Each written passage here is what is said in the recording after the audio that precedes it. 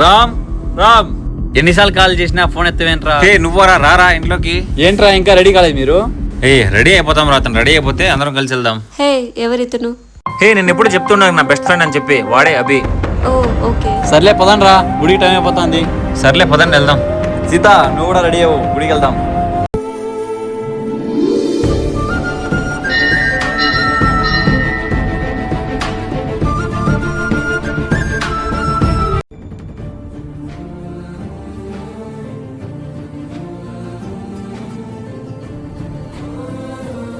వెళ్దామా ఇంకా?